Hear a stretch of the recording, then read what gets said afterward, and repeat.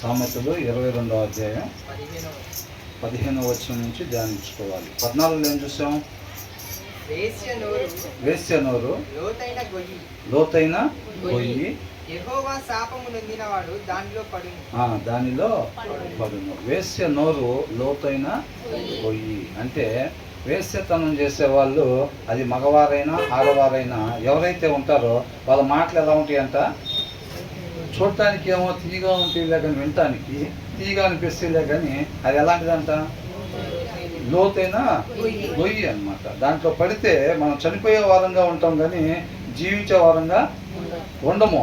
కాబట్టి దాంట్లో ఎవరు పడతారు అంటే ఆ మాటలకి, ఈ లోక సంబంధమైన మాటలకి ఎవరు పడిపోతారు అని అంటే వాక్యానుసారంగా ఉండని వారు ఆ మాటలకి పడిపోయేవారుగా ఉంటారు, ఆ గొయ్యిలో పడిపోయేవారుగా ఉంటారు అని ఉందన్నమాట. The mouth of an adulterous woman is a deep pit, a man who is under the lord's wrath. దేవునికి కోపం తెప్పించేవాళ్ళు. ఎవరైనా దేవుడికి కోపం వచ్చిందనంటే వాక్యానుసారంగా లేకపోతే మనిషి ఉండకూడని రీతిగా ఎవరైతే ఉంటున్నారో వారిని బట్టి దేవుడికి కోపం వచ్చింది అనమాట. కాబట్టి అలాంటి వారు ఆ గొయ్యిలో పడిపోయేవారుగా ఉంటారు. కానీ ఎవరి హృదయంలో అయితే దేవుని వాక్యం సమృద్ధిగా ఉండిద్దో వాళ్ళకి దేవుడు ఎల్లప్పుడూ తోడుగా ఉంటాడనమాట. కాబట్టి దేవుడి జ్ఞానం కలిగిన వాడికి ఆయన కాపుదల ఉంటుంది. కాబట్టి అలాంటి వారు ఆ చుట్టుపక్కల ఎక్కడన్నా ఉన్నా, అది పనిచేసే దగ్గర కావచ్చు, ఇళ్ళ దగ్గర కావచ్చు, ఏ ప్రదేశంలో అయినా సరే అలాంటి వాళ్ళు, పాపంలో పడిపోయి ఉన్న వాళ్ళు మన చుట్టూలో అనేక మంది మనల్ని కూడా పాపంలో పడేయటానికి చూస్తూ ఉంటారు. కాబట్టి ఆ ప్రయత్నం ఎనీ టైము జరుగుతూనే ఉండిద్ది. కాబట్టి ఆ దేవుడి జ్ఞానం మనం కలిగి ఉంటే అలాంటి గొయ్యిలో మనం పడకుండా ఉంటాం అన్నమాట. ఆయన మనకి కాపుదలగా ఉంటాడు. వాక్యానుసారంగా ఉండేవాళ్ళు, హృదయంలో వాక్యం లేకపోతే మాత్రం వాళ్ళ మాటలకి వీళ్ళ మాటలకి పడిపోయేవారుగా ఉంటారు. ఎవరు పొగుడుతున్నారు, మన ఆత్మీయ జీవితానికి ఇబ్బంది పెట్టే పొగడతలు ఎవరైతే పొగుడుతున్నారు అనేది మనకి ఎలా తెలిసింది? ఆ జ్ఞానం ఉంటేనే మనకి తెలుసుకోగలుగుతాం. ఆ జ్ఞానం లేకపోతే ఏమైంది? వేరే వాళ్ళు పోవడం, నీకేంట్రా బాబు, నువ్వు అదిరా ఇదిరా, చర్చిలో బ్రహ్మాండంగా పాడతావు, ప్రార్థన చేస్తావు, వాక్యం చెబుతావు, లేకపోతే క్రమం తప్పకుండా నువ్వు చర్చికి వెళ్తావు రా బాబు, నీకేరా, నువ్వు ఎట్లాగైనా ఎత్తపడతావు, అది ఇదని అంటూ ఉంటారు. అన్నప్పుడు ఏమైపోతారు? లోక సంబంధంగా ఉండే వాళ్ళైతే ఊపి తప్పిపోతూ ఉంటారు. అవునా? వారిని వారు మర్చిపోయేవారుగా ఉంటారు ఆ పొగడతలకి. కాబట్టి దేవుడి జ్ఞానం కలిగి ఉంటే కనుక అలాంటి వాటికి పడిపోరు అనమాట. బిఎల్ మోడీ గారు వాక్యం చెప్పి కింద దిగుతుంటేనంట బ్రహ్మాండంగా వాక్యం చెప్పారని ఒక ఆయన చెప్పాడంట. చెప్తే అది నీకన్నా ముందే ఆ సాతాను మెట్లు దిగేటప్పుడే చెప్పాడని చెప్పారంట. అంటే ఆ పొగట్టుకి ఏమైపోయాడు? గాలిలో తెలిపాడు ఆయన, గాలిలో తెలిపాడు ఆయన. దేవుడి జ్ఞానం కలిగినాడు కాబట్టి నడిపించేది ఆయన. అవునా? కాబట్టి దాన్ని ఎరిగి ఉండాలి అనమాట. తర్వాత ఏమంటున్నారు? ఎలా వచ్చిందంట? బాలుని హృదయంలో అంట మూఢత్వము స్వాభావికముగా పుట్టును, బాలుని హృదయంలో అంట మూఢత్వము, ఫూలిష్నెస్ ఎలా ఉంటుందంట? స్వాభావికముగా పుట్టిద్ది అనమాట. అంటే అది ఆటోమేటిక్గా హృదయంలో ఉండిద్ది. అర్థమవుతుందండి? ఆ హృదయం లోపల ఆటోమేటిక్గా అంటే విడదీయలేనట్టుగా ఉండిద్ది అనమాట. ఆ రెండింటిని దాంట్లోంచి అంత తేలికపాటిగా విడదీయలేనట్టుగా అది కలిసిపోయి ఉండిద్ది అనమాట. దాన్ని విడదీసేది ఏంటంట? శిక్షా దండము దానిలో నుండి తోలివేయును. శిక్షా దండము ఫిజికల్ గా ఎప్పుడైతే మనం పనిష్మెంట్ ఇస్తామో ఆ ఫిజికల్ పనిష్మెంట్ అంట దాని లోపల ఉన్న హృదయంలో ఉన్న మూఢత్వం ఉంటుంది చూసారండి, ఆ మూఢత్వాన్ని తీసేసిద్దంట. అవునా? గాయాలు కలిగించే దెబ్బలు ఏం చేస్తాయంట? అంతరంగాన్ని సరి చేస్తాయి అన్నమాట. అవునా?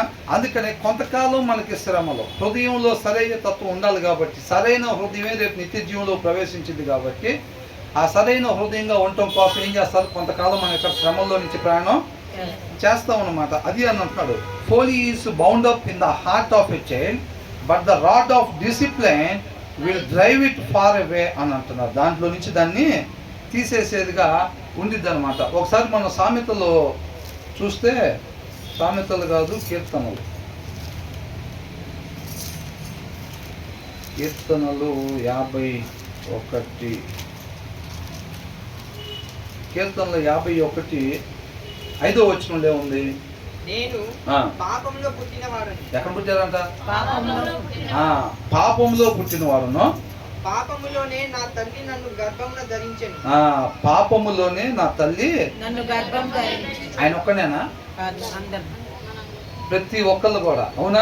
అందరు కూడా ఎక్కడ జన్మించారంట? పాపములో. పాపములో పుట్టారంట. అందరు కూడా పాపంలోనే నా తల్లి నన్ను ఆ తల్లి నన్ను గర్భంన ధరించి. ధరించాను. కాబట్టి అది స్వాభావికముగా ఒకరి ద్వారా లోకంలోకి మొత్తానికి ఎలాగైతే పాపం వచ్చిందో, మరణం వచ్చిందో, ఆ ఒకరి ద్వారానే ఇంకొకరి ద్వారా, ఒక వ్యక్తి ద్వారానే పాపం వచ్చింది కదా, మరణాన్ని తెచ్చుకున్నాం కదా.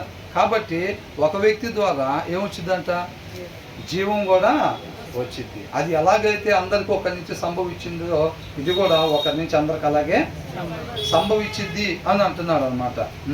కాబట్టి ఇక్కడ ఏంటంట? స్వాభావికంగా ఏముంటుందంట లోపల? హృదయంలో స్వాభావికంగా మూఢత్వం ఉండిద్ది అనమాట ప్రతి ఒక్కరికి. దాన్ని ఏం తీసేసిద్దంట? మరి శిక్షాదండము దాంట్లో నుంచి దీన్ని తోలివేసిద్ది. కాబట్టి ఇప్పుడు దీంట్లో హెబ్రీయులకు రాసిన పత్రికలో కూడా ఒక మాట ఉంది. 4వ అధ్యాయం 12వ వచనం. ఎందుకనగా ఆ, దేవుని వాక్యము ఆ, సజీవమై ఉమ్, బలము గలదై బలము గలదై రెండంచుల గల ఆ. ఎటువంటి ఖడ్గము కంటెను ఆ. వాడిగా ఉండి ఉండి ప్రాణాత్మలను ఆ. కీళ్లను ఆ. మూలుగను ఆ. విభజించినంత ఆ. మట్టుకు ఎందుకని అంత మట్టుకెళ్ళాలి దేవుని వాక్యం? అంతవరకు పాపం ఉంటుంది కాబట్టి, స్వాభావికంగా మనిషికి ఆయా ప్రదేశాల్లో పాపం ఉంటుంది కాబట్టి ఆయా ప్రదేశాల వరకు వాక్యము వెళ్ళిద్ది అనమాట. అసలు మన వాక్యం చదవనే లేకపోతే అసలు పాపపు స్వభావం. అందుకని పౌలు గారు ఒక మాట అంటున్నారు. ఏమని? నేను ఒకటి చేద్దామని అనుకుంటుంటే కాకపోతే చేసేది మాత్రం ఇంకొకటి, అనుకునేదేమో ఒకటి, చేసేది మాత్రం ఇంకొకటి. అంటే దీన్ని బట్టి చూస్తుంటే నా శరీరంలో ఇంకొక నియమం ఉందన్నమాట. పాపపు నియమం కనపడతా ఉంది అని అంటున్నాడు. అది ఎలా పోయిద్దంట? అది ఆయన ఒక్కళ్ళలోనే ఉందా? ఇప్పుడు మనం బయట చూడండి, మందు తాగే వాళ్ళు ఏమనుకుంటారని, తాగుడు ఇచ్చాను నేను కూడా అసలు ఇట్లాగా ఉండాలని అనుకుంటారు. నేను కూడా మంచిగా ఉండాలి, మందేమి తాగకూడదు అని అనుకుంటారు. తర్వాత రోజు మధ్యాహ్నం కలిసి అక్కడ ఉంటాడు, మళ్ళీ వెళ్ళిపోయి అప్పటికే ఒక ఆట తాగేసి ఉంటాడు. ఆయన తాగేసి ఉంటాడు, అవునా? ఆయన అడిగామనుకోండి మందు మంచిదనా అంటే ఏమంటాడు? కాదు, పాడు చేసేది జీవితాన్ని అని చెప్తాడు. ఆయన కూడా మంచిగా ఉండాలని అనుకుంటాడు, కాకపోతే అవ్వట్లేదు. మరి మనుషుల్ని మార్చేది ఏంటి? దేవుని వాక్యం అన్నమాట. ట్రాన్స్ఫార్మేషన్ చేసిద్ది అనమాట. ఆయన పోలికలోకి మనం పోగొట్టుకున్న స్వరూపం, పోలిక ఏదైతే ఉందో ఆ పోలికలోకి, ఆ స్వరూపంలోకి మార్చేది దేవుని వాక్యం అన్నమాట. అదే అంటున్నాడు, పోగొట్టుకున్న దగ్గరికి మనం ఏ స్థితిలో నుంచి అయితే జారిపోయామో, పడిపోయామో, ఆ స్థితిలోనికి మరలా తీసుకెళ్ళగలిగేది దేవుని వాక్యం కాబట్టి అక్కడికి నేనే మార్గం అంటున్నాడు ఆయన. మీరు తండ్రి దగ్గర నుంచి, మనిషి తండ్రి దగ్గర ఉండాలి, అక్కడి నుంచి పడిపోయాడు పాపం చేసి, కాబట్టి అక్కడికి మరలా వెళ్ళాలి, మీకేమో దారి తెలియట్లేదు, కాబట్టి తండ్రి నన్ను పంపించాడు, కాబట్టి నేనే మార్గము, తండ్రి దగ్గరికి వెళ్ళాలంటే నేనే మార్గము అని అంటున్నాడు. కాబట్టి వాక్యాన్ని మనం చదివినట్లయితే, మన వాక్యం చదవకపోతే ఏమైంది? మనం నీళ్ళలో మునిగి లేచినా సరే మన వాక్యం చదవకపోతే ఏమవుతుందంటే స్వాభావికముగా ఆ పాపము పనిచేసే పరిస్థితి. కాబట్టి మనం ఏం చేయాలంటే దేవుని వాక్యం ఎల్లప్పుడూ చదవాలన్నమాట. ఎప్పుడు చదవాలి? ఎల్లప్పుడూ కూడా చదివినట్లయితే కనుక అది ఎక్కడెక్కడికి ఎదిద్దంట? ప్రాణాత్మలను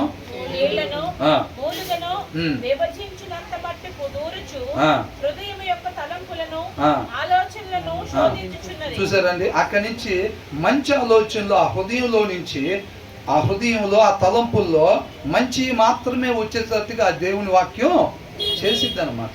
మన హృదయంలో దేవుని వాక్యం లేకపోతే నా పేరు వేస్తే బాగుంటుంది, పుట్టిన దగ్గర నుంచి క్రైస్తవుడిగానే ఉంటాను, కాకపోతే ఆలోచనలు పనులు ఎలా ఉంటాయి? పాపానికి సంబంధించినవిగా ఉంటాయి. అది మన వలన అయ్యేది కాదు, వాక్యమై ఉన్న దేవుడి వలననే అది సాధ్యపడిద్ది. అందుకే అన్నాడు నేనే మార్గం అన్నాడు. నేనే మార్గం. మీరు గట్టిగా పిడికిలు బిగించుకొని ట్రై చేస్తే మీ వల్ల కూడా అయిద్దని అంటున్నారా?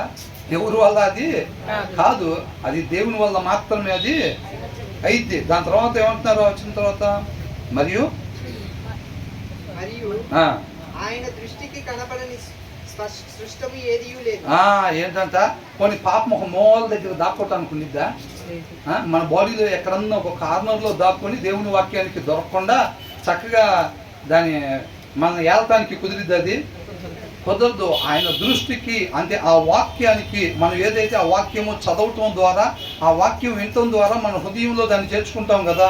అది పోయిన హృదయం అనంతా ఎక్కడెక్కడ ఏ ప్రదేశాల్లోకి వెళ్ళిద్దో చూస్తున్నారు కదా. ఆ ప్రదేశాల్లోకి వెళ్ళి ఆ వాక్యం అయిన దేవునికి కనపడకుండా ఎక్కడ కూడా ఏ సృష్టం కూడా దాగి ఉండలేదు అని అంటున్నాడు అనమాట. అది ఒక పక్కన దాక్కోవటానికి దేవుడు మొత్తం ఎత్తికే. ఇప్పుడు మనం ఏమంటాం, ఆ పక్కన పెన్నులు తీసుకురా అంటే పిల్లలు పోయి ఏం చేస్తారు? కనపడలేదు అంటారు. జాగ్రత్తగా ఎత్తుకంటే మళ్ళీ పోయి కనపడలేదు అంటారు. ఒక్కోసారి మనం కూడా పోయినా కనపడదు. దేవుడికి కూడా అంతే ఉండిద్దా? లేదు.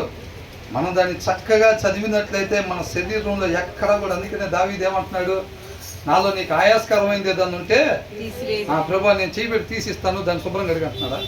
ఏమంటున్నాడు? నువ్వు చూడు ప్రభా నా కళ్ళకి. కాబట్టి అట్లాగే అంటున్నాడు ఆయన. ఏమంటున్నాడు? ఆయన దృష్టికి కనపడిన సృష్టము మనం ఎవరికి ఒప్పచెప్పవలసి ఉన్నదో ఆ దేవుని కన్నులకు సమస్తమును మరుగులేక తేటగా ఉన్నది. చూసారా, మనం ఎవరికి లెక్క అప్పు చెప్పాలో అంట ఆయనకి సమస్తం కూడా తేటగా బోదరుగా చోరెవరు ఉన్నట్టున్నారు అన్నట్టు కనపడిద్దా? స్పష్టంగా తేటగా కనపడిద్ది. కళ్ళు కనపడడం మనం వెతుకులాడే కన్నా ఆయన ఎతకనీయటం మంచిదా కదా. కాబట్టి మనం ఏం చేయాలంట? మరి ఆయన ఎతకనీయటం అంటే ఏంటి? మన హృదయంలో సమృద్ధిగా దేవుని వాక్యం ఉండనీయాలి, మన హృదయాన్ని ఏలనీయాలి. సమస్తం అన్నమాట. మన పూర్ణ హృదయంతో పూర్ణ ఆత్మతో ఆయన్ని పూర్ణ మనసుతో ప్రేమించేవారుగా ఉండాలి. ఆయనకి అప్పు చెప్పాలి సమస్తం. డ్రైవింగ్ సీట్లో నేర్పించే వాళ్ళు ఒక్కోసారి ఏం చేస్తారు, సగం వీళ్ళు సగం వాళ్ళు కూర్చుంటారు. అవునా? అట్లా కూర్చోకూడదు. మనం పూర్తిగా ఆయనకి అప్పు చెప్పాలి. అట్లా అప్పు చెప్పినట్టయితే ఖచ్చితంగా ఆయన యుద్ధం చేసి మనకి జయాన్ని అప్పగించేవాడుగా ఉంటాడు అనమాట. కాబట్టి ఆయనకి ఒక్కరికే కాదండి, ప్రతి ఒక్కరికి కూడా ఎలా ఉంటుందంట, స్వాభావికముగా మూఢత్వము పుట్టును, శిక్షాదండము దానిని. కాబట్టి ఆయన కృపను బట్టి ఆయన మన కొన్ని పరిస్థితుల్లో నుంచి పంపిస్తాడనమాట. అర్థమవుతుందండి? ఇప్పుడు పాము కుసం ఇసిద్ది చూసారా? అదేం చేసిద్ది? ఏ ప్లేస్లో నుంచి వెళ్తే ఆ కుసుమం అనేది వచ్చేసిద్దో దానికి తెలుసు కాబట్టి చక్కగా ఆ ప్రదేశంలో నుంచి అది అవతలకి వెళ్ళిద్ది అనమాట. దేవుడు కూడా ఏం చేస్తాడంటే మనం ఏ పరిస్థితుల్లో నుంచి వెళ్తే ఎక్కడెక్కడైతే షేప్ రావాలో, ఇక్కడ సరిగ్గా బొమ్మ చెక్కే వాళ్ళు ఎలా ఉంటారు, ఈ ప్లేస్లో సరిగ్గా ఆకారం రాలేదని అనుకుంటే అక్కడ ఉలిపెట్టి చెక్కుతారనమాట. మనం కూడా ఎక్కడెక్కడ సరి చేయబడాల్సి ఉందో అది సరి చేయబడాలనంటే ఏ ప్రదేశంలో కూడా ఏ పరిస్థితుల్లో నుంచి మనల్ని పంపిస్తే అనుకున్న రూపం క్రీస్తు రూపం అక్కడ వచ్చిందో ఆ పరిస్థితుల్లో నుంచి ఆయన మనల్ని పంపిస్తూ ఉంటాడు. ఆ పరిస్థితులు వెళ్ళేటప్పుడు ఎలా ఉంటుంది? ఆహా ఎంత బాగుంది ఏసీ అన్నట్టు కూడా. యేసుక్రీస్తు వారికి ఎలాగైతే ఉందో మనకు కూడా అలాగే ఉండిద్ది. అదే ఇరుకు మార్గం అంటున్నాడు.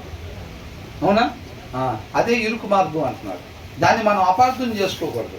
ఆ పరిస్థితుల్లో నుంచి దేవుడు నడిపించేటప్పుడు ముందుగానే ఆయన మనకి తెలియపరిచాడు కొంతకాలం శ్రమలు అన్నమాట. కాబట్టి ఆ శ్రమలు మనకు అవసరతను బట్టి మనకి ఆ మార్గంలో దేవుడు నడిపిస్తాడు.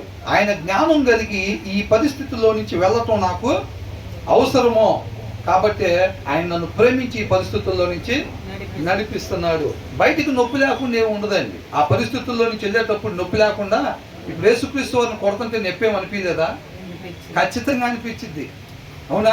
కానీ అంతరంగంలో గంతులేసే పరిస్థితి. తండ్రి చిత్తాన్ని చక్కగా నెరవేరుస్తున్నాడు కదా. కాబట్టి అంతరంగంలో ఆనందం బయట ఎలా ఉంది? నొప్పిగానే ఉండేది. అవమానం, నిందలు, హేళన చేయటం, అవునా? ఇవన్నీ చేయటం. కాబట్టి ఆ మార్గం ఎలాంటిదో ఆయన చక్కగా వెళ్ళి చూపించాడు కాబట్టి మనకు కూడా తెలియపరుస్తున్నాడు. కాబట్టి మనం వెళ్ళే దారి ఈ రకంగా ఉండిద్దని మనకు ముందే తెలియపరుస్తున్నాడు అన్నమాట. కాబట్టి మనం చక్కగా ఆ మార్గంలోని చెల్లి ఆయన పోలికలోకి ఆయన స్వరూపంలోకి మారే వాళ్ళగా ఉండాలి.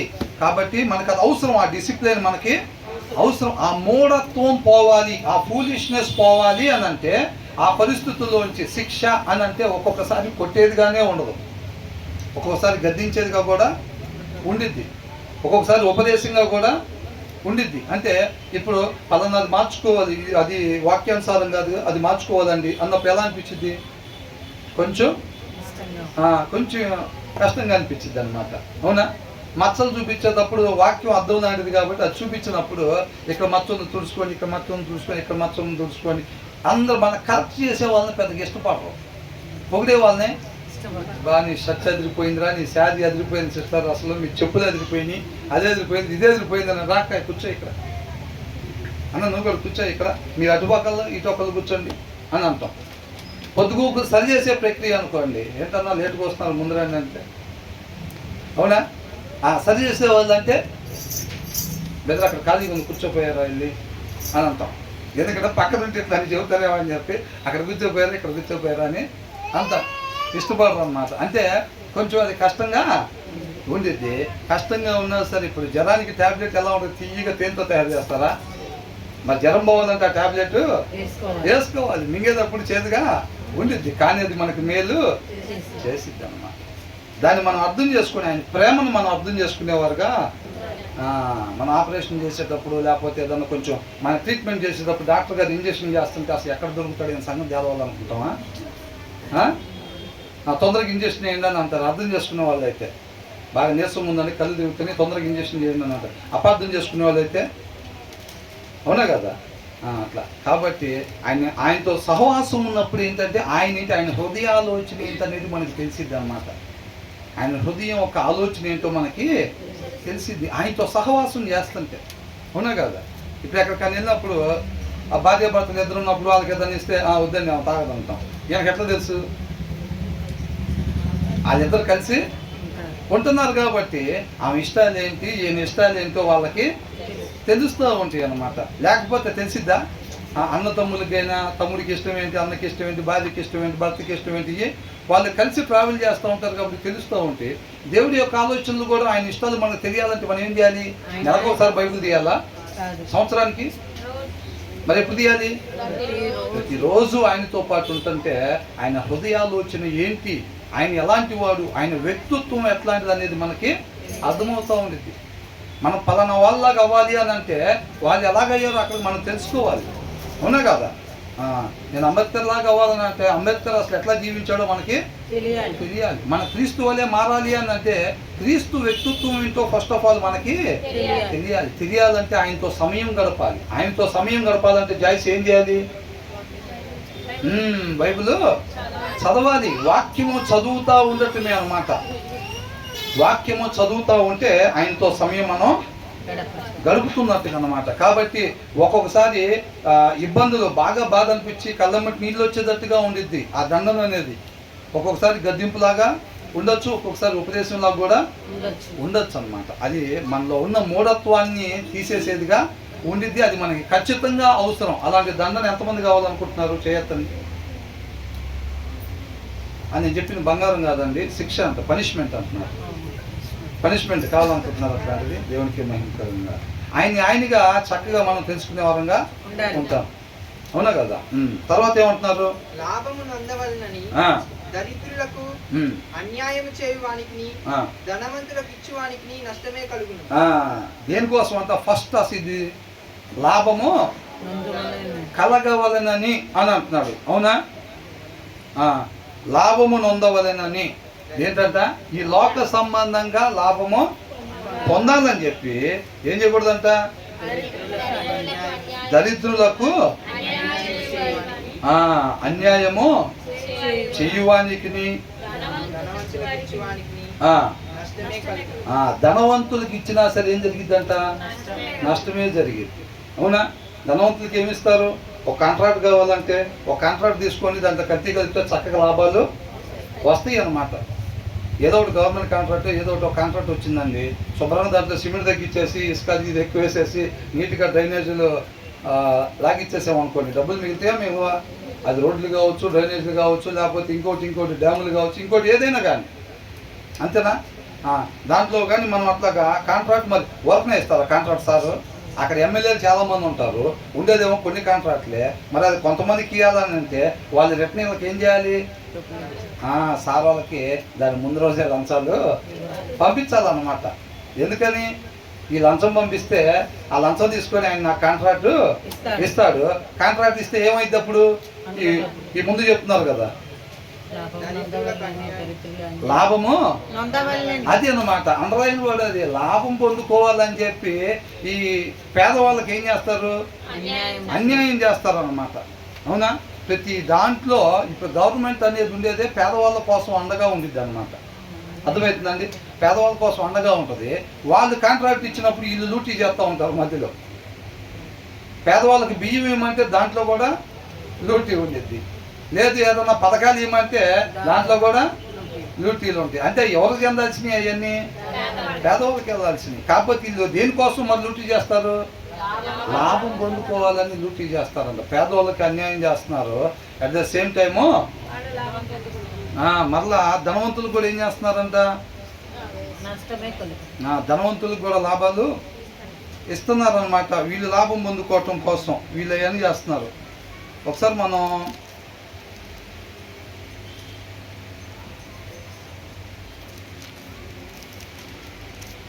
లూకాసు వార్త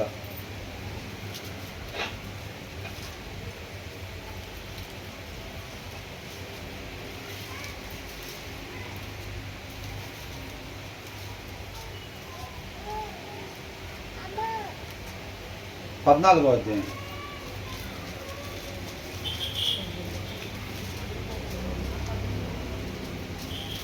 పన్నెండో వచ్చిన. మరియు ఆయన తనను పిలిచిన వారితో ఇట్లా నేను ఏంటంట జయసి ఆ మొహానికి మార్పు లేరు అట్లా చూస్తే చెప్పాలి ఇందాక అట్లాగా. ఏంటంట? ఆయన పిలిచిన వారితో ఇట్లా అంటున్నాడంట. వినండి. నీవు పగటి విందైనను రాత్రి విందైనను చేయునప్పుడు నీ స్నేహితులనైనను నీ సహోదరులనైనను నీ బంధువులనైనను ధనవంతులకు నీ పొరుగు వారినైనను పిలవవద్దు. ధనవంతులైన నీ పొరుగు వారినైనను పిలవవద్దు. వారు ఒకవేళ నిన్ను మరలా పిలుతురు గనుక నీకు ప్రత్యుపకారము కలుగును. ఏం చేస్తారు? నువ్వు వాళ్ళని డబ్బులు ఉన్న వాళ్ళని భోజనానికి కానీ పిలిచావనుకో, వాళ్ళ ఇంట్లో తర్వాత ఫంక్షన్ ఉన్నప్పుడు ఆటోమేటిక్గా నిన్ను కూడా భోజనానికి పిలుస్తారు. నువ్వు వాళ్ళకి మనం భోజనం పెట్టిన తాలూకా ప్రత్యుపకారం నీకు ఆల్రెడీ ఇక్కడ కలిగిపోయింది. ఇక నీకు అక్కడేమీ ఉండదు. అవునా? కాబట్టి కింద ఏం చెప్తున్నారు? అయితే నువ్వు విందు చేయనప్పుడు బీదలను, అంగహీనులను, కుంటివాండ్లను, గుడ్డివాండ్లను పిలువుము. నీకు ప్రత్యుపకారము చేయుటకు వారికి ఏమీ లేదు కనుక నీవు ధన్యుడవగుదువు. అబ్బా, చూసారా? ఎవరిని పిలవాలంట? ఎవరెవరైతే మళ్ళీ మన కానుకలు పెట్టగలుగుతారో. మనం తీస్తాంగా బుక్. అవునా? వాళ్ళ కానుకలు ఇప్పుడు పెళ్లి రోజు ఏం చేస్తారు? పెళ్లి కూతురికి ఇటు పక్కన ఒకళ్ళు, పెళ్లి కొడుకు అటు పక్కన ఒకళ్ళు కూర్చుంటారు. కూర్చొని కానుకలు రాసుకుంటారు. శుభ్రంగా రాసుకొని మనం ఎవరన్నా పెళ్లికి పిలిచారంటే వాళ్ళు మనకి ఎంత కానుక పెట్టారో ఆ బుక్ తీస్తాం. దాన్ని జాగ్రత్తగా దాచిపెడతాం. దాచిపెట్టి ఆ బుక్ మనం తీసి వాళ్ళ పేరు దగ్గర వాళ్ళు మనకి ఎంత కానుకలు ఇచ్చారో చూసుకొని అంత డబ్బులు జాగ్రత్తగా తీసి జేబులో పెట్టుకుంటాం. పెట్టుకొని వాళ్ళ దగ్గరికి తీసుకెళ్ళండి. అంత కానుకనే వాళ్ళకి తీస్తాం. ఈ లోకం లెక్కలన్నీ అట్లా ఉంటాయి. మీరు బాగా గమనించినట్లయితే ఈ వచనాల్లో ఏమేమి చెయ్యకూడదు అని ఉంటుందో లోకంలో చక్కగా అయ్యే కనపడతా ఉంటాయి. లోకం తీరు ఎలా ఉంటుంది అని అంటే బైబిల్లో ఏవైతే వద్దు అని అంటున్నారో అదే లోకం తీరు. అవునా? స్పష్టంగా కనపడుతూ ఉండిద్ది అనమాట. కాబట్టి ఎవరెవరిని పిలవాలంట? మనకి ఎప్పుడైనా సమృద్ధి వచ్చినా, సక్సెస్ వచ్చినా, ఏదైనా సరే భోజనానికి ఎవరు పిలవాలంట? వాళ్ళు తిరిగి మనకి ఇవ్వలేని వారు అని అంటే ఒక రకంగా చెప్పాలంటే అవసరతుల్లో ఉన్నవారు. అర్థమవుతుందండి? మన వాళ్ళకి భోజనం పెడతానంట వాళ్ళు మరలా తిరిగి మనకు భోజనం పెట్టలేని వారు. అంటే వాళ్ళకి భోజనం అవసరమా కదా? అవసరం అన్నమాట. అట్లాంటి వాళ్ళు వాటి కోసం వెతుకుతూ ఉంటారు. అలాంటి వాళ్ళని పిలిచి నువ్వు చక్కగా భోజనం పెట్టాలి. వాళ్ళు తిరిగి నీకు ఇవ్వలేరు గనుక, వీళ్ళు ఇక్కడ ఎవరైతే తిరిగి ఇవ్వలేకపోతారో అది ఎక్కడ సమకూరిద్ది? పైన సమకూర్చబడిద్ది అనమాట అది. అవునండి? ఇప్పుడు నేను ఒక ధనవంతుడికి ఒక 500 ఇచ్చానండి. ఆయన తిరిగి 500 ఇచ్చాడు. దాన్ని కూడా అక్కడ రాస్తారా? అట్లాగే ఉండదు. ఎవరైతే తిరిగి ఇవ్వలేకుండా ఉంటారో వాళ్ళక్కడ దాచబడిద్ది అనమాట ధనం. అర్థమవుతుందండి? కాబట్టి అప్పుడు మనం ఎవరంట ధన్యులము అని అంటున్నారు అనమాట. అర్థమవుతుంది? తర్వాత ఏమంటున్నారు? నీతిమంతుల పునరుద్ధానమందు నీవు ప్రత్యుపకారం పొందువని చెప్పాను. పొందుదు అని నీతిమంతుల పునరుద్ధానమందంట మనం దానికి సంబంధించిన ప్రత్యుపకారం అప్పుడు పొందుకుంటాం అన్నమాట. అర్థమవుతుందండి? మనం ఏం చేస్తాం? డబ్బులున్న వాళ్ళకే చక్కగా వాళ్ళకి భోజనానికి పిలుస్తూ ఉంటాం. ఇప్పుడు ఫర్ ఎగ్జాంపుల్ నాకు సమృద్ధిగా ఉందనుకోండి, నా స్నేహితులు కూడా ఇంచుమించుగా అలాగే ఉంటారు. నేనేం చేస్తానంటే, నేను ఫంక్షన్ చేసుకుంటే వాళ్ళని పిలుస్తాను, అలాగే ఇంకొకరిని పిలుస్తాను, పిలుస్తాను. వాళ్ళు చక్కగా నాకు కానుకలు తీసుకొచ్చి ఇస్తారు. నేను వాళ్ళకి భోజనం పెడతాను, మరలా వెళ్తాను. వాళ్ళ ఇంట్లో ఫంక్షన్ అయితే వాళ్ళు నన్ను పిలుస్తూ ఉంటారు. ఈ లోక పోకడ మొత్తం అలా ఉండిద్ది అనమాట. వీళ్ళని ఎవరన్నా పిలిచేవారు ఉంటున్నారా? వీళ్ళని ఎవరు కూడా పిలిచేవారుగా ఉండరు. మహా అయితే ఒకవేళ ఎవరన్నా పిలవకపోయినా భోజనాలు జరుగుతున్నాయి పలానా దగ్గర అని పేదవాళ్ళ ఆహారం కోసం వచ్చినా సరే వాళ్ళు ఏమంటారు, మీరు ఇప్పుడే కాదు లాస్ట్లో మేము పిలుస్తాం, అప్పుడు దాకా అక్కడ కూర్చోండి, ఎదురు కూర్చోబాకండి, అక్కడ కూర్చోండి. మీరు మొత్తం అయిపోయిన తర్వాత ధనవంతులంతా మంచి మంచి ఆహారం అంతా శ్రేష్టమైంది తినేసిన తర్వాత మిగిలిపోయింది ఏదైనా ఉంటే మేము ఎలాగో పడేయాలి కాబట్టి ఆ టైంలో మీకు చెప్పేసి వెళ్ళిపోతాడు, వానరు వెళ్ళిపోతాడు అప్పటికి. అవునా?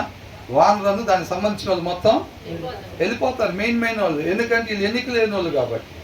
ఇక క్యాటరింగ్ ఇచ్చిన వాళ్ళు ఉంటారు చూసారా, వాళ్ళు ఇక తీసి పడేసే దాని బదులుగా ఆ మిగిలింది ఏంటంటే వచ్చిన కాడికి వాళ్ళకి పెట్టేసేయండి అని అంటారు. వాళ్ళు తినేసి వెళ్ళిపోతూ ఉంటారు అనమాట. కాబట్టి మనం ఎలా చేయాలి? ఇవ్వగలిగిన వాళ్ళకే తిరిగి ఇచ్చేది. ఎవరైనా డబ్బులు అడిగితే మనం ఏం చేస్తాం జనరల్గా?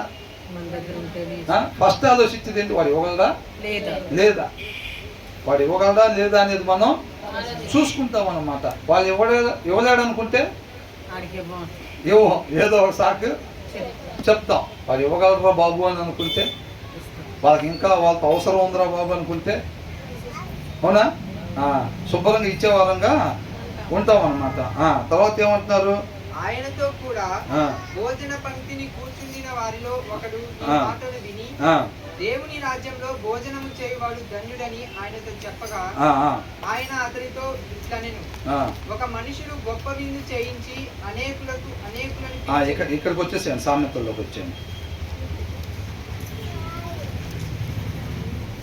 చెవియొగ్గి. కాబట్టి ఇప్పుడు మనం చూసిన దానికి ఏంటంట, ఏం చేయాలి? 16వ వచనం, లాభము నొందబలనని దరిద్రులకు అన్యాయము చేయవాలను. అర్థమవుతుందండి? ఎక్కడ లాభం?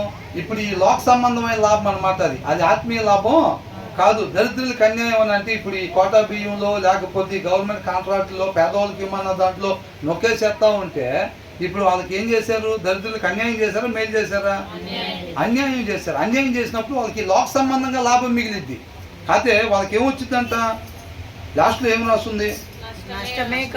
నష్టమే కలుగును. ఏం నష్టం అంట? Whoever oppresses the poor to increase his own wealth or gives to the rich.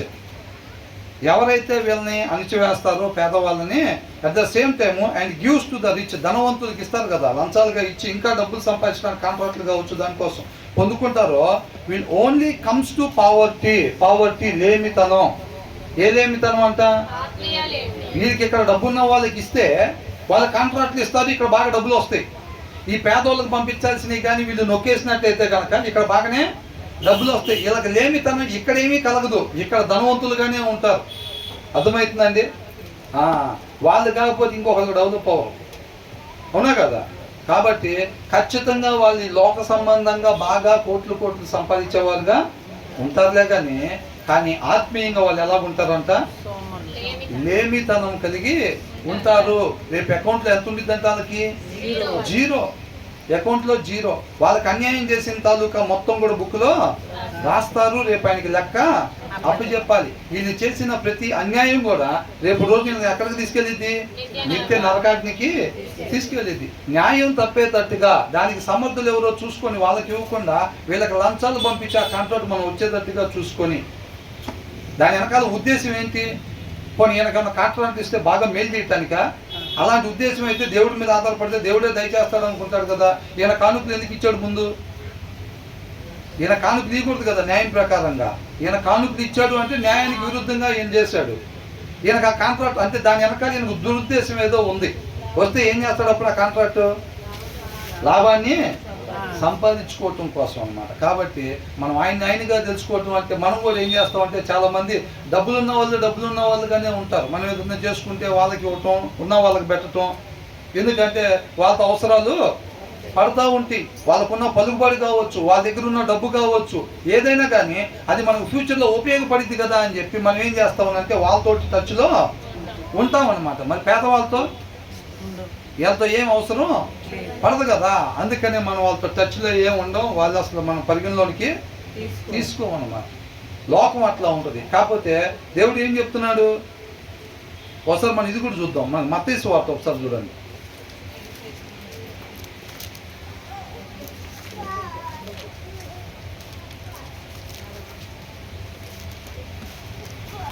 మత్తయి సువార్త 25వ అధ్యాయం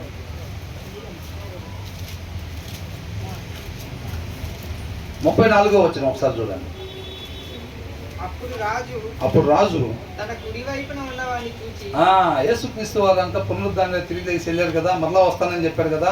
ఆయన వచ్చిన తర్వాత అంతా ఈ లోకాన్ని మొత్తాన్ని 2 భాగాలుగా చేస్తాడు జనాల్ని. ఒకరినేమో కుడి వైపుని పెడతాడు, ఇంకొకరిని ఎడమ వైపున పెడతారు. కుడి వైపున ఉండేవాళ్ళు వాక్యానుసారంగా ఉండేవాళ్ళు, అంటే మనిషి ఉండాల్సిన రీతిగా ఉండేవాళ్ళు. ఎడమ వైపున పెట్టేది ఎవరినంటే మనిషి ఉండాల్సిన రీతిగా లేని వాళ్ళు అన్నమాట. వాళ్ళని ఎడమ వైపున అంట.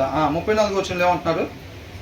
నా తండ్రి చేత ఆశీర్వదింపబడిన వాళ్ళారా, రండి, లోకము పుట్టినది మొదలుకొని మీ కొరకు సిద్ధపరచబడిన రాజ్యంను స్వతంత్రించుకునుడి. తండ్రి చేత ఆశీర్వదింపబడిన వాళ్ళారా అని పిలుస్తాడంట రేపు రోజున. అవునా? నిత్య జీవాన్ని స్వతంత్రించుకునే వారికి. తర్వాత ఏమంటున్నారు?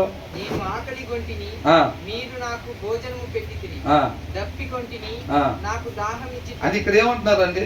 నేను ఆకలి గొంటిని అని అంటున్నాడు. అవునా? మీరు నాకు ఆహారం పెట్టారు అని అంటున్నాడు. అంటే ఆకలిగా ఉన్న వాళ్ళకి పెట్టారంట, లేకపోతే ఆల్రెడీ సమృద్ధిగా ఉన్న వాళ్ళకి పెట్టారంట? ఆకలిగా ఉన్న వాళ్ళకి, అలుపులకి, అవసరతల్లో ఉన్న వాళ్ళకి పెట్టాలంట. అర్థమవుతుందండి? మనకు తెలిసిన నలుగురు డబ్బులు ఉన్న వాళ్ళే అయితే వాళ్ళతోటి ఇక మనం ఎప్పుడు ఏది చేసుకున్నా కానీ, ఎప్పుడు ఏ డబ్బులు ఇస్తున్నా, ఎప్పుడు ఏ ఫంక్షన్ జరుగుతున్నా కానీ శుభ్రంగా పోయి ఆ డబ్బులు ఉన్న వాళ్ళని పిలుచుకుంటా వాళ్ళతోటే మనం ఫెలోషిప్ చేసుకుంటా ఉంటే సరిపోయిందా? దేవుడు అందుకే నా పంపించింది కాదు కదా. కాబట్టి నేను ఆకలిగా ఉన్నప్పుడు నాకు అన్నం పెట్టారు. దప్పిగా ఉన్నవాళ్ళు, దాహంగా ఉన్న వాళ్ళకి అంతా నీళ్ళు ఇచ్చారంట. పరదేశినై ఉంటిని, నన్ను చేర్చుకొంటిని, దిగంబరినై ఉంటిని, నాకు బట్టలిచ్చితిరి, రోగినై ఉంటిని, నన్ను చూడవచ్చితిరి. మనకేం చేస్తారో తెలుసా? ఈ లోకంలో ఏం చేస్తారంటే ఈ ఫస్ట్ వదిలిపెడతాం. ఏది? నేను ఆకలి కొంటిని అని. ఆకలిగా ఉందో లేదో చూసే పని లేదు. మనకు తెలిసిన నలుగురికి ఏం చేస్తూ ఉంటాం? అన్నం పెడతా ఉంటాం. వాళ్ళు దాహంగా ఉన్నారా లేదా, వాళ్ళు తాగటానికి ఉందో లేదో చూసే పని ఏమి చెయ్యము. కానీ ఏం చేస్తాం? వాళ్ళకి తాగటానికి ఇస్తాము. తర్వాత ఏంటంట? వాళ్ళకి ఇక్కడే ఆల్రెడీ 2 స్టేట్లు దాబా ఉండిద్ది. వాళ్ళు ఎక్కడి నుంచో రారాళ్ళు. వాళ్ళకేం చేస్తారు? వీళ్ళు మాత్రం ఆశ్రయిస్తారు. వాళ్ళ ఇంటికి వెళ్తాం, వాళ్ళని వీళ్ళ ఇంటికి పిలవటం. ఇవాళ పరదేశులకి ఎట్లా వాళ్ళు ఇల్లు లేని వాళ్ళకి ఎట్లా ఇవ్వాలో అట్లా ఇక్కడే 2 స్టేట్లు దాబా ఉన్నాయని కంటే మనం ఇవన్నీ కూడా చేస్తా ఉంటాం. తర్వాత ఏమనుంది? పెద్ద సంఘం 350 మంది ఉంటారు విశ్వాసులు. పండుగ వస్తే పాస్టర్ గారికి బట్టలు పెడతారు. ఎన్ని జతలు అవుతాయి పాస్టర్ గారికి? అవునా? మరి పాస్టర్ గారికి లేకపోతే ఎవరైనా ఒకటే కదండి. ఇప్పుడు పాస్టర్ గారా లేకపోతే విశ్వాసులా? నేను అనేది అంతమంది ఉంటే, అంత సమృద్ధిగా ఉంటే చెప్తున్నాను నేను. ఒకవేళ లేకపోతే విశ్వాసికైనా, పాస్టర్ గారికైనా, ఎవరికైనా చూడాల్సిందే కంపల్సరీగా. అది నిన్ను వారే, నీ పొరుగు వారిని, దాంట్లో అవసరంలో ఉన్న వాళ్ళకి ఆదుకునే పరిస్థితి అనమాట. కాబట్టి దిగంబరనై ఉంటేనే ఎవరికైతే లేదో వాళ్ళకి ఇవ్వాలంటాను. అవునా? దాన్ని మనం అండర్లైన్ చేసుకోవాలి. ఇక్కడ నేను నీ పొరుగు వాళ్ళకి అన్నారు కాబట్టి మనం ఎవరికో ఒకరికి ఇచ్చాం. కాబట్టి బాగా డబ్బులు ఉండే వాళ్ళకి మనం ఏదో సహాయం చేసి, బట్టలు సహాయం చేసి పెట్టేముందే బట్టలు అనిపించుకునే దానికన్నా, లేకపోతే మనం ఒక 2 బస్తాలు బియ్యం వాళ్ళకి పంపించాములే, ఆల్రెడీ వాళ్ళకే సమృద్ధిగా ఉంది, వాళ్ళకి 2 బస్తాలు బియ్యం ఇస్తే దేవుడు పుణ్యం అని అనుకుంటారు. అట్లాగా అనుకోడు. ఎవరికైతే ఆహారం లేదో వాళ్ళకు నువ్వు పంపించాలి. వాళ్ళు పంపిస్తే మళ్ళీ నాకు పంపించలేరు కదండి. వీళ్ళైతే డబ్బులు ఉన్నాయి, 2 బస్తాలు బియ్యం వీళ్ళకి ఇచ్చామంటే రేపు రోజు 2 బస్తాలు మిరగాయలు మాకు పంపిస్తారు. వీళ్ళు లేని వాళ్ళకి పంపిస్తారు, మాకు పంపించలేరు. అందుకని ఏం చేస్తారు, వాక్యంలో ఉన్న దాని ప్రకారం చేయాలి. వాళ్ళని ప్రేమించమన్నారు, వాళ్ళకి గీమన్నారు కాబట్టి మళ్ళీ తిరిగి ఇచ్చే వాళ్ళకి మనం ఇస్తూ ఉంటాం అనమాట. ఆ తెలివితేటలు ఎవరు తెలివితేటలు? లోక సంబంధమైన తెలివితేటలు అనమాట. అవన్నీ లోక సంబంధమైన తెలివితేటలు. ఎవరైతే అవసరతల్లో ఉన్నారో ఎదుక్కొని వాళ్ళకి ఇవ్వాలి. అదే దీంట్లో బ్రదర్ మనం పక్కనే తిరుగుతున్నాం కదా, ఏం మనకు పెట్టకుండా ఎక్కడో ఉన్న వాళ్ళకి తీసుకెళ్ళి పెడతారు ఏంటి? మన దగ్గర ఉంది కాబట్టి, దేవుడు చక్కగా మనకు సమృద్ధి ఇచ్చారు కాబట్టి మనతో పాటే ఉంటున్నారు. లేని వాళ్ళు ఎవరైతే ఉన్నారో సృష్టికర్త చెప్పిన మాట ప్రకారం ఎదుక్కొని అక్కడ ఇస్తున్నారు. అపార్థం చేసుకుంటారుగా పక్కన వాళ్ళు. మన అపార్థాలు ఎదురవ్వకుండా ఉంటాయా? వాక్యానుసారంగా ఉండే వాళ్ళకి అపార్థాలు ఎదురవ్వకుండా ఉంటాయా? అవి కామన్గానే ఉంటాయి. ఎప్పుడైతే మన వాక్యాన్ని అనుసరించబోతున్నామో ఆటోమేటిక్ అపార్థాలు దాని వెనకాలే ఉంటాయి. దాన్ని మనం అర్థం చేసుకోవాలి. కొంత సమయం పట్టిద్ది. నీ గురించి నా గురించి తెలుసుకోవాలంటే కొంత సమయం పట్టిద్ది అన్నమాట. అవునండి, మొదట్లో ఆయన కూడా అపార్థం చేసుకున్నారు, తర్వాత తెలుసుకుంటారు. ఓహో, బ్రదర్ అందుక అట్లా చేస్తుంది, సిస్టర్ అందుక అట్లాగా చేస్తుంది. మనిషి ఉండాల్సిన విధానం అది. అయితే మనం కూడా అలాగా చెయ్యాలి అని అనుకుంటారు. తర్వాత ఏమంటారు, రోగినై ఉంటిని నన్ను చూడవచ్చితిరి, చెరసాలలో ఉంటిని నా యొద్దకు వచ్చితిరని చెప్పును. చెరసాలలో ఉంటేనే మనం పోవాలి. మనం ఏం చేస్తాం, ఖాళీ టైం దొరకగానే సిస్టర్ వాళ్ళ ఇంటికి వెళ్ళిపోతాం. ఖాళీ టైం ఉంటే బ్రదర్ వాళ్ళ ఇంటికి వెళ్ళిపోతూ ఉంటాం. వాళ్ళు ఎలా ఉండాలి, మనం వెళ్ళాలంటే కొద్దిగా టైం స్పెండ్ చేసి రావాలంటే అది ఎట్లా ఉండాలి? మినిమం 2 స్టేర్లు డాబా ఉండాలి, కనీసం అయితే స్నాక్స్ పెట్టేటట్టు ఉండాలి, ఒక టీయో కాఫీయో కుదిరితే పాలో ఇచ్చేటట్టు ఉండాలి. ఇవన్నీ అర్హతలు ఉండాలి. మనం బయటకు వచ్చేపు ఉండి రావాలంటే, అంతేనా కదా? కాబట్టి మొదటి ఇవన్నీ వదిలిపెట్టేస్తాం మనం. అవసరతల్లో ఉన్నదనేది తీసేసి వస్త్రాలు లేని వాళ్ళకి వస్త్రాలు ఇవ్వమన్నా తీసి పక్కన పెట్టి ఉన్న వాళ్ళకి వస్త్రాలు ఇస్తాం. మనం ఆల్రెడీ ఆహారం సమృద్ధి గుండె వాళ్ళకి భోజనం పెడతా ఉంటాం. అట్లాంటి పనులు మనం చేస్తూ ఉంటాం. అయితే పరిగణలోకి తీసుకోబడవు అని అంటున్నాడు దేవుడు. అర్థమవుతుందండి?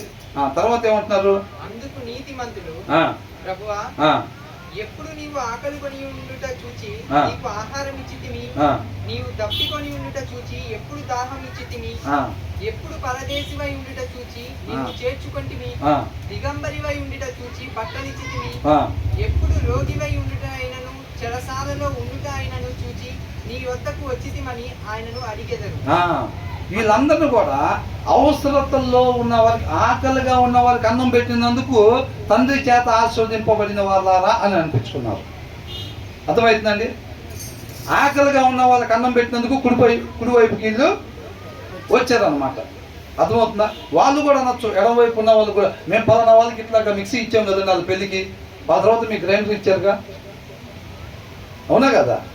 ఆ తర్వాత కాబట్టి ఉన్న వాళ్ళంతా సర్కిల్ అంతా అట్లాగే ఉంటారు. ఆ సర్కిల్లో వాళ్ళ ఫంక్షన్కి వీళ్ళు వెళ్ళి బంగారు పోస్ట్ ఏదో పెడితే వీళ్ళ ఇంట్లో ఫంక్షన్ అప్పుడు వాళ్ళు బంగారు పోస్టు తీసుకొస్తే ఇవన్నీ లెక్కలో తీసుకుంటారా? అవన్నీ లెక్కలోకి ఏమి ఉండవు అన్నమాట. వీళ్ళు కాదు పట్టాలు పెడితే వాళ్ళు వీళ్ళు పట్టీలు పెట్టి ఇట్లాంటివన్నీ ఏమి ఉండవు. అబ్బో నేను చాలా దానం చేసాను, మిక్సీలు గ్రైండర్లు పట్టీలు ఇవన్నీ రాసుకున్నాను. వాళ్ళు ఇచ్చినవి రాయకుండా పిల్లల తప్పుడు మార్కులు వేసుకుంటే వీళ్ళు ఎగ్జామ్ రాసి వచ్చి ఏం చేస్తారు, దీనికి 5కి 5 పడి ఉంటుంది, దీనికి 5కి 5 పడి ఉంటుంది, దీనికి 10కి 10 వచ్చి ఉంటాయి, 98 రావచ్చు డాడీ అంటారు. తీరా ఆడపోతే వచ్చేదండి, అవునా? అది అట్లాగే అవుతుంది. కాబట్టి ఇక్కడ ఏమంటున్నారంట, ఎప్పుడు రోగినై ఉండుటైనను చెరసాల ఉండుటైనను చూచి నీ యొద్దకు వచ్చితిమని ఆయనను అడిగెదరు. అందుకు రాజు మిక్కిలి అల్పులైన ఈ నా సహోదరులలో ఏమంటున్నారు దేవుడు, మిక్కిలి అల్పులైన అంటే అవసరతల్లో ఉన్న వాళ్ళు ద లీస్ట్ అని ఇచ్చారు ఇంగ్లీష్లో. అర్థమవుతుందండి?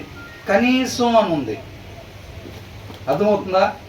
కనీసం తినటానికి లేని వాళ్ళకి, కనీసం కట్టుకోవటానికి లేని వాళ్ళకి, కనీసం ఉండటానికి లేని వాళ్ళకి, వాళ్ళకి వాళ్ళు ఎవరంటే దేవుడు ఏమంటున్నారు, ఈ నా సహోదరులు అంటారు. మన చుట్టాలు ఎవరన్నా అట్లుంటే వాళ్ళు మా చుట్టాలని చెప్పుకోవటానికి కూడా మనం ఫీల్ అవుతాం.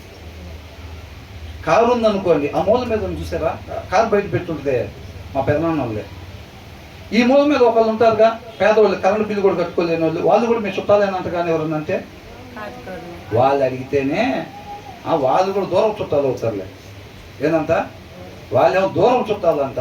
ఈ కారు బంగ్లాలు ఉన్న వాళ్ళు మాత్రం దగ్గర చుట్టాలు. కమల పిల్లలు కొట్టాల్సిన వాళ్ళం కొద్దిగా తేడా పడ్డాం, ముందే పుట్టామంతే అన్నట్టుగా చెప్పుకుంటాం. దేవుడు ఏమంటున్నాడు, ఎవరు కనీసం లేని వాళ్ళంతా ఈయన సహోదరులు. ఆయన్ని పోలి ఉండాలంటే మనం ఏం చేయాలి మరి? కొంటే గింటే టీచర్స్ కాలేజీలోనే కొనాలి స్థలం. ఓ సంవత్సరం ఆలస్యమైన అంటే ఎక్కడ కొనాలి? లేదంటే ఆ అపార్ట్మెంట్లోనే కొనాలి. కారు కొంటే గింటే అట్లాంటి కారు కొనాలి, ఒక నెల ఆలస్యమైనా కానీ. అది మరి మనం ఇప్పుడు ఎట్లా ఉందాం అనుకుంటున్నాం? ఏ సహోదరులు కావాలి మనకి? ధనవంతుల సహోదరులు కావాలి. అబ్రహామా అని పిలిచే సహోదరులు చూసుకోవాలి. కాబట్టి తర్వాత ఏమంటున్నారు? కనుక నాకు చేసిదిరని నిశ్చయముగా మీతో చెప్పుచున్నాను అని వారితో అనేను.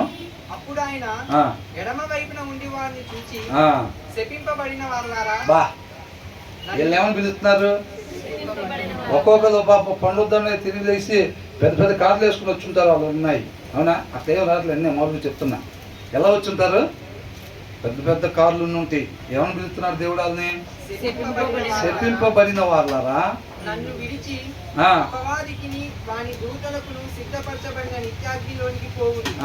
అసలు అది ఎవరి కోసం నిత్యాగ్ని అనేది? అంటే ఎవరి కోసం చేశారంట? అపవాదికిని వాని దూతలకును సిద్ధపరచబడిన నిత్యాగ్నిలోనికి పోవుడి అని అంటున్నాడు. ఆ తర్వాత ఏమన్నారు? నేను ఆకలి కొంటిని, మీరు నాకు భోజనం పెట్టలేదు.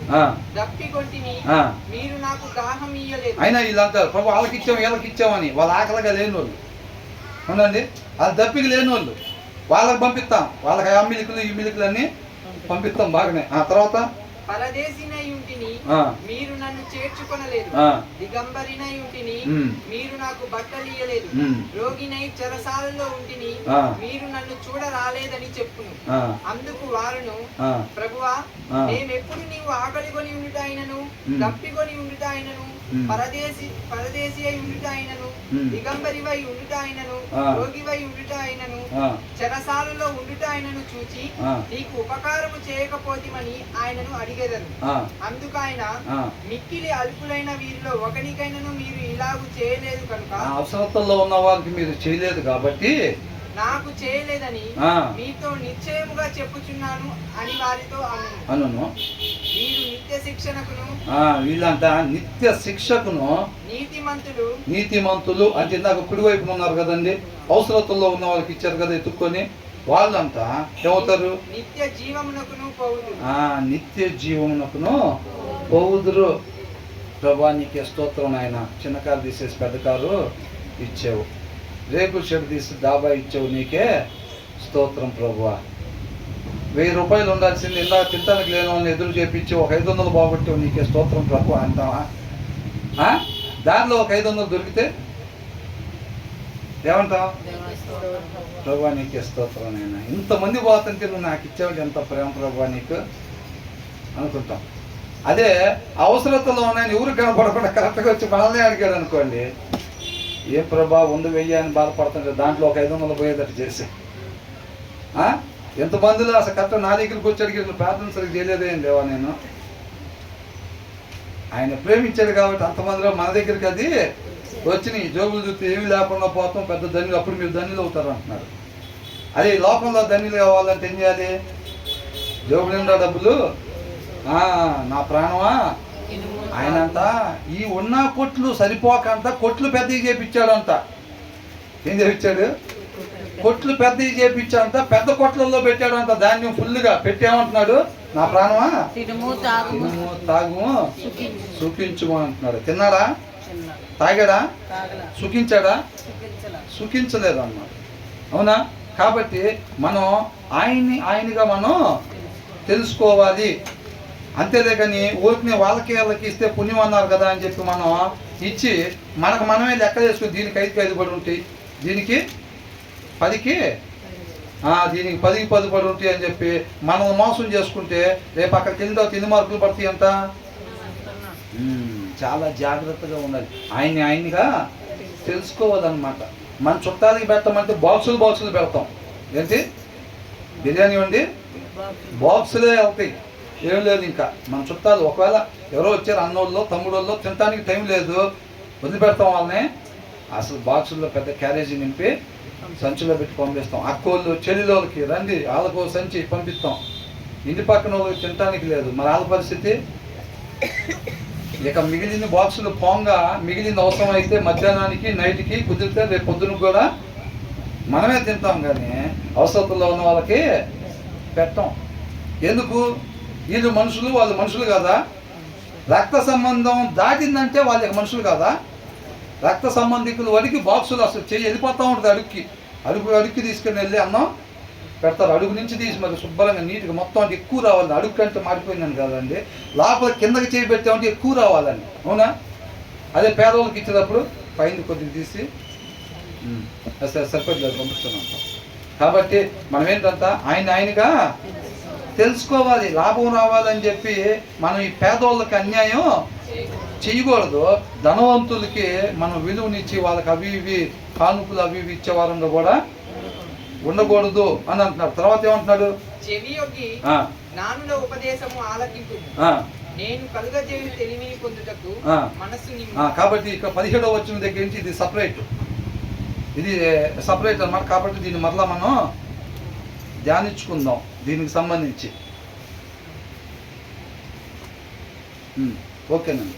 ఈ 17వ వచనం దగ్గర నుంచి ఇది సపరేట్ కాన్సెప్ట్, దాన్ని ఒకసారి మరలా ధ్యానించుకుందాం. కాబట్టి ఆయనగా తెలుసుకొని ఏ రీతికి ఉండమంటున్నాడో దాని ప్రకారంగా మాత్రమే మనం ఉండేవారంగా ఉండాలి. దేవుడికి మహిమ కలుగుతుంది.